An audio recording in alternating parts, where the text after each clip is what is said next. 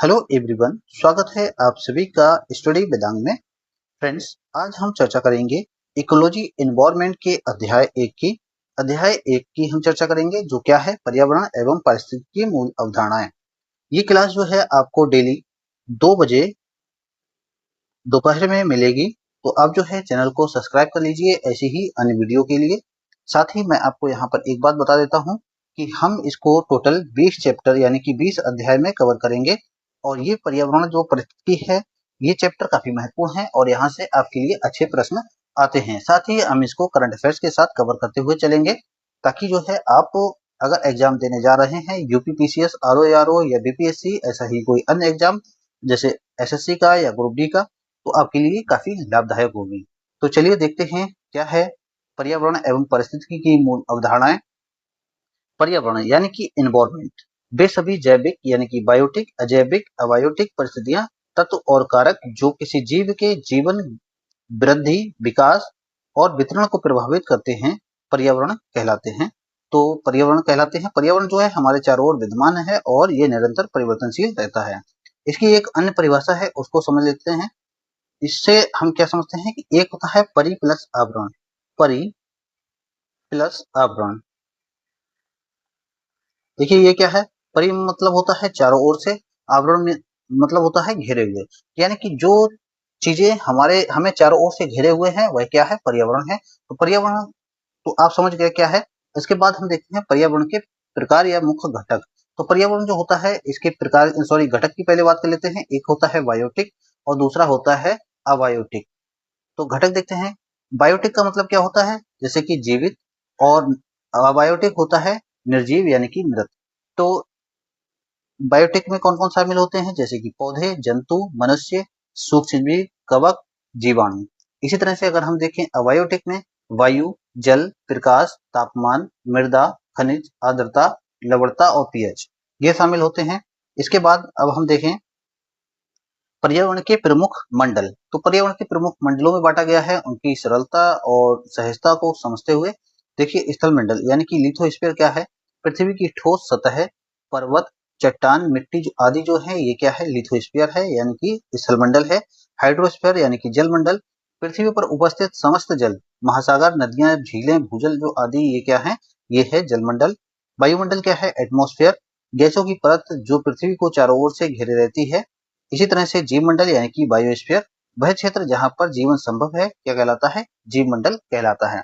जीव मंडल को इस तरह से भी हम समझ सकते हैं, जैसे कि देखिए ये मैं आपको बताता हूँ क्या है।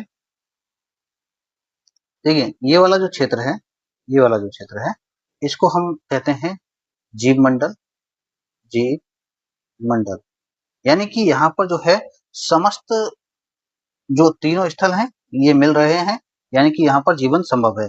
भाई जीवन के लिए क्या चाहिए, स्थल चाहिए, जल चाहिए, वायु चाहिए, यही तो चाहिए जीवन के लिए।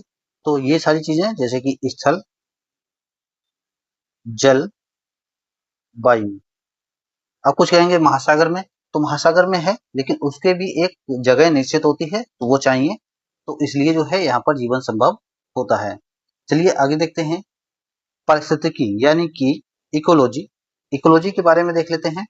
पारिस्थितिकी वह विज्ञान है जिसमें जीवों तथा उनके जैविक और अजैविक पर्यावरण के बीच होने वाले पारस्परिक क्रियाओं का अध्ययन क्या कहलाता है, पारिस्थितिकी कहलाता है। इकोलॉजी शब्द की उत्पत्ति देख लेते हैं, काफी महत्वपूर्ण है, एक प्रश्न यहाँ से बन जाता है। मैं बताऊंगा अभी कौन सा प्रश्न बनता है।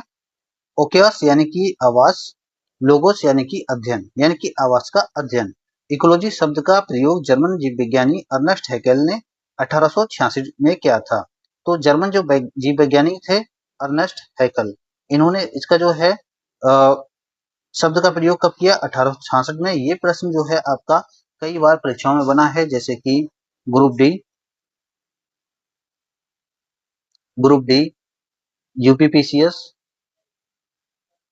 आरओ और इसी तरह से टीचिंग के जो पेपर होते हैं, और ऐसे ही जो जितने भी एग्जाम होते हैं उन सब में ये, उन सब के लिए प्रश्न काफी महत्वपूर्ण है और सबने बना भी है। पर्यावास यानी कि हैबिटेट, जिस प्राकृतिक स्थान, इसको देख लेते हैं पहले कि परिस्थिति के दो प्रमुख क्षेत्र होते हैं। एक तो होता है ऑन्टोकोलॉजी और दूसरा कौन सा होता है साइनेकोलॉजी। ऑन्टोकोलॉजी क्या होता है कि एक जीव या एक प्रजाति तथा उसके पर्यावरण के बीच संबंध का अध्ययन इसमें शामिल होता है, जैसे कि मछली और तालाब इसका अध्ययन, ऊंट और मरुस्थल इस तरह से इसका अध्ययन। दूसरा देखते हैं साइनेकोलॉजी क्या होता है कि जीवों के समुदाय तथा उनके पर्यावरण के बीच संबंधों का अध्ययन है। उदाहरण के लिए जैसे कि वन, घास भूमि, झील आदि में सभी जीव, जैसे कि वन में स्पेशल वन का अध्ययन होगा, घास भूमि, इसी तरह से झील, तो इन सब के अलग अलग जो होते हैं इनका अध्ययन किया जाता है। पर्यावास यानी कि पर्यावास क्या है, हैबिटेट क्या है, जिस प्राकृतिक स्थान या वातावरण में कोई जीव रहता है, भोजन प्राप्त करता है, प्रजनन करता है और अपना जीवन व्यतीत करता है, उसे उसका क्या कहा जाता है, पर्यावास कहा जाता है। कोई भी जीव, यहाँ तक कि हम मान सकते हैं ह्यूमन को भी और जो अन्य जानवर हैं, जीव हैं, उनको भी। जैसे कि मछली का पर्यावास क्या होगा, जलीय पर्यावास, ऊंट का पर्यावास मरुस्थलीय पर्यावास, ध्रुवीय भालू का पर्यावास कहाँ होगा, जो पोलर हैं, ध्रुव हैं, पृथ्वी के 2 ध्रुव हैं, सबको पता है, तो ये ज्योग्राफी कभी पढ़ेंगे वहां पर डिस्कस करेंगे। तो इसको ध्रुवीय भालू का पर्यावास ध्रुव होगा, बंदर का जो है वृक्ष और स्थल होगा। इसी तरह से अब देखते हैं पारिस्थितिकी निच या फिर इकोलॉजी निके, इसको निके भी कहते हैं और निच भी कहते हैं, ये समझ लीजिए, अलग अलग आपको मिलेगा देखने को। किसी पारितंत्र में किसी जीव की भूमिका, कार्य तथा संसाधनों के उपयोग की स्थिति को उसका पारिस्थितिक निक कहते हैं। जैसे कि जीव परितंत्र में क्या भूमिका निभाता है, जैसे कि कोई भी जीव है उसका परितंत्र में किस तरह की भूमिका है, जैसे कि एक शेर, शेर जो है एक शीर्ष परभक्षी है जो अन्य जीवों की संख्या को नियंत्रित करता है। जैसे कि हाथी, हाथी कई चीजों को नियंत्रित करता है और जो है जंगल में बीज भी बिखेरता है, यानी कि अपने मल त्यागता है जिसमें जो है बीज होते हैं और वो जंगल को अच्छे से मेंटेन करते हैं, यानी कि नए पौधे उगाने के लिए काम करते हैं। तो इनको कीस्टोन या अम्ब्रेला प्रजातियां कहा जाता है। दूसरा देखते हैं हैबिटेट, जीव जहाँ कहाँ रहता है, ये क्या है, आवास है। जैसे कि शेर जंगल में रहता है, तो ये समझ सकते हैं हैबिटेट यानी कि आवास। पारिस्थितिकी संगठन के स्तर की बात अगर हम करें तो जीवों का संगठन छोटे से बड़े स्तर पर इस प्रकार होता है, जैसे कि जीव, जनसंख्या, समुदाय, पारितंत्र, बायोम, जीव मंडल। ये प्रश्न जो है यूपीपीसीएस में पूछा गया है, तो आप जो है इसको अच्छे से याद रखिए। मैं आपको यहाँ बता देता हूँ क्योंकि प्रश्न ऐसे ही बनते हैं, जब कॉन्सेप्ट से प्रश्न होते हैं तो इसी तरह से होते हैं। तो इसलिए आपको जो है कॉन्सेप्ट पर भी फोकस करना है प्लस फैक्ट पे भी फोकस करना है और अच्छे से क्लास को देखना है। मैं यहाँ पर दोनों चीजें अच्छे से कवर करूंगा, साथ ही करंट अफेयर्स को भी कवर करूंगा। तो जीव यानी कि ऑर्गेनिज्म, एक स्वतंत्र जीव, जैसे कि एक बाघ मान लेते हैं। जनसंख्या, जनसंख्या क्या होती है कि एक ही प्रजाति के जीवों का किसी निश्चित क्षेत्र में समूह होना, तो वह उनकी जनसंख्या कहलाती है, जैसे जंगल के सभी बाघ। समुदाय यानी कि कम्युनिटी, विभिन्न प्रजातियों की जनसंख्या के समूह, उदाहरण के लिए जैसे बाघ, हिरण, पेड़, पक्षी आदि जो हैं, इनको क्या कहेंगे, कम्युनिटी कहेंगे। पारितंत्र यानी कि इकोसिस्टम, इकोसिस्टम क्या होता है कि जैविक तथा अजैविक घटकों के परस्पर संबंधों से बना तंत्र क्या कहलाता है, इकोसिस्टम कहलाता है। जैसे कि तालाब का अपना इकोसिस्टम होता है, जंगल का अपना इकोसिस्टम होता है, महासागरों का अपना इकोसिस्टम होता है, पहाड़ों का अपना इकोसिस्टम होता है, तो सबका अपना अपना इकोसिस्टम होता है। वायोम, समान जलवायु एवं प्रमुख वनस्पतियों वाले पारिस्थितिकी क्षेत्र जो हैं क्या कहलाते हैं, मरुस्थलीय वायोम जैसे हो गया, इसी तरह से हिमालयी वायोम हो गया और इसी तरह मरुस्थलीय वायोम हो गया और महासागरीय वायोम हो गया, इस तरह के वायोम। जीवमंडल यानी कि बायोस्फीयर, पृथ्वी का वह क्षेत्र जहां जीवन पाया जाता है उसको क्या कहा जाता है, जीवमंडल कहा जाता है। पर्यावरण के प्रकार मैं आपको बता देता हूँ, एक तो होता है प्राकृतिक पर्यावरण, दूसरा होता है कृत्रिम पर्यावरण। प्राकृतिक पर्यावरण क्या होते हैं, जिनमें जिनको जो है मानव के हस्तक्षेप के द्वारा ना बनाया गया हो या फिर स्वयं उनकी उत्पत्ति हुई हो ईश्वर के द्वारा या फिर प्रकृति के द्वारा, तो उसको क्या कहेंगे, प्राकृतिक पर्यावरण। जैसे कि वन, नदी, पर्वत, मिट्टी, वायु, जल, जलवायु, वन्यजीव आदि जो है ये क्या है, प्राकृतिक पर्यावरण। और कृत्रिम या फिर मानव निर्मित यानी कि आर्टिफिशियल जो पर्यावरण है इसको हम क्या कहेंगे, यानी कि इसमें मानव का हस्तक्षेप कहीं ना कहीं हो, तो उसको हम क्या कहेंगे, प्राकृतिक सॉरी कृत्रिम या फिर निर्मित यानी मानव निर्मित पर्यावरण। जैसे कि शहर, सड़कें, इमारतें, कारखाने, बांध, कृषि भूमि, बाग बगीचे, पार्क आदि। जैसे बाग बगीचे हैं, आप लोग देखेंगे कि ये पेड़ पौधे हैं, ये तो प्राकृतिक है, नहीं, अगर वो मानव के द्वारा लगाए जाते हैं तो वह क्या कहलाएंगे, अप्राकृतिक या फिर मानव निर्मित। जैविक घटकों का वर्गीकरण, जैसे कि बायोटिक कंपोनेंट्स, उनको हम देख लेते हैं। उत्पादक कौन होते हैं, जो स्वयं अपना भोजन बनाते हैं प्रकाश संश्लेषण के द्वारा, जैसे कि हरे पौधे, शैवाल, साइनोबैक्टीरिया आदि जो हैं ये स्वयं अपना भोजन बनाते हैं। उपभोक्ता कौन होते हैं? कंज्यूमर, जो स्वयं भोजन नहीं बना पा सकते हैं और अन्य जीवों पर निर्भर करते हैं, जैसे कि शाकाहारी, मांसाहारी, सर्वाहारी जो होते हैं, ये होते हैं।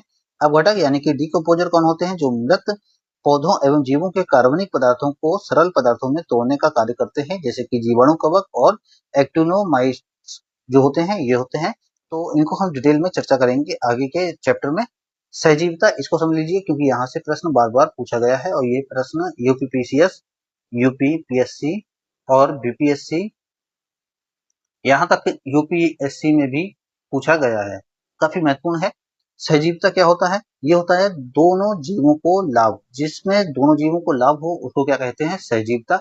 जैसे कि लाइकेन है तो ये शैवाल और कवक, इन दोनों को लाभ होता है। सहभोजिता यानी कि सहभोजिता जो है, एक को लाभ होता है, दूसरे को ना हानि होती है ना ही लाभ होता है।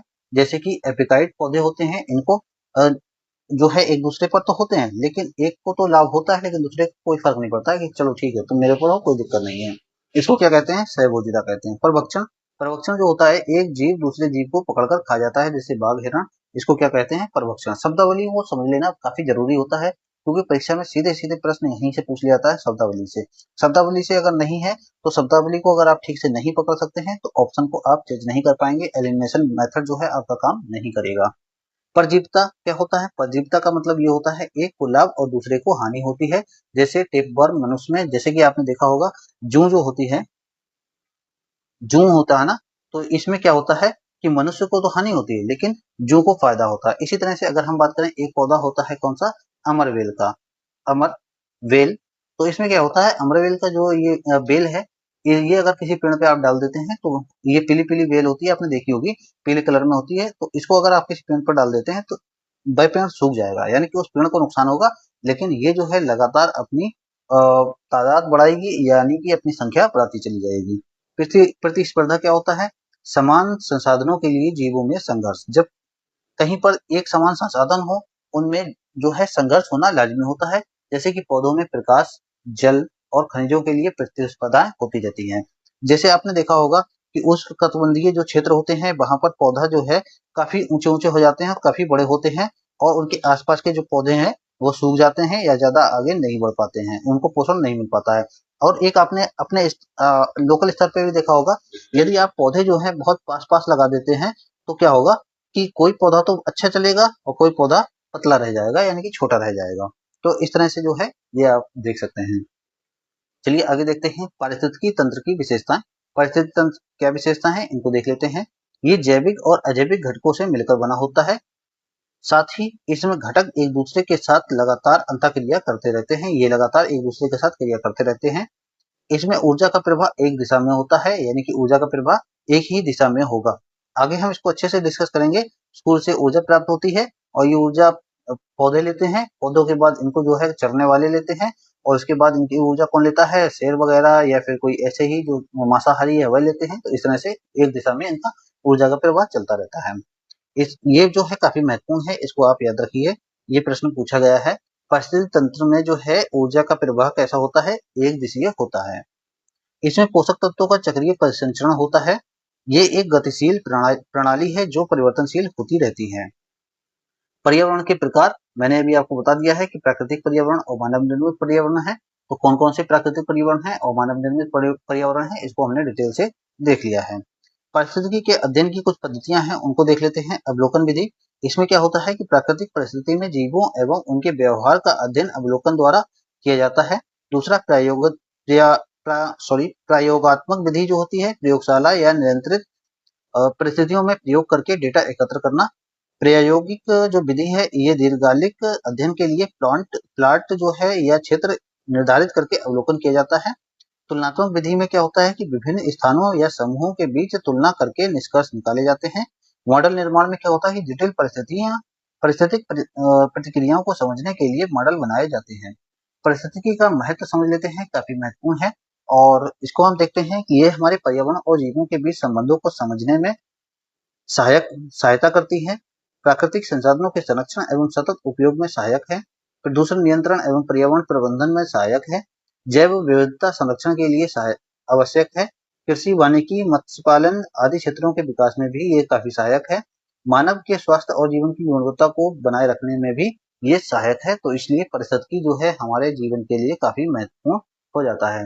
अब मैं आपको यहाँ पर एक फ्लो चार्ट के बारे में बता देता हूँ कि आप जो है जैसे ही आंसर राइटिंग करते हैं मेंस में, तो आपको किस तरह से आंसर राइटिंग करनी है। जैसे पारिस्थितिकी का महत्व पूछ लिया जाए, तो आपको जो है इस तरह के चार्ट का प्रयोग करना चाहिए। प्राकृतिक संसाधनों का संरक्षण, प्रदूषण नियंत्रण, जैव विविधता का संरक्षण, स्वस्थ जीवन एवं गुणवत्ता, कृषि वानिकी, मत्स्य पालन का विकास, पर्यावरण प्रबंधन में सहायक। तो इस तरह के अगर चार्ट का आप प्रयोग करेंगे, तो जो है आपका आंसर जो है काफ़ी अच्छे से निखर कर आएगा और जो एग्जामिनर है उसको अच्छे से कैच करेगा।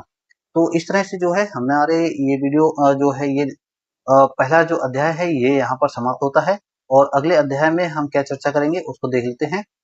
अगला अध्याय होगा परितंत्र यानी कि इकोसिस्टम के बारे में। तो आप जो है वीडियो को लाइक कीजिए और चैनल को सब्सक्राइब कर लीजिए, ताकि ऐसी ही वीडियो आपको और में मिलती रहें, और 2 बजे आपको ये वीडियो डेली मिला करेगी। तो आप जो है चैनल पर विजिट करके आराम से उसको देख सकते हैं, और मैं इसकी एक प्लेलिस्ट बना दूंगा, वहाँ पर आपको सारी वीडियो एक साथ मिल जाएंगी। Thank you.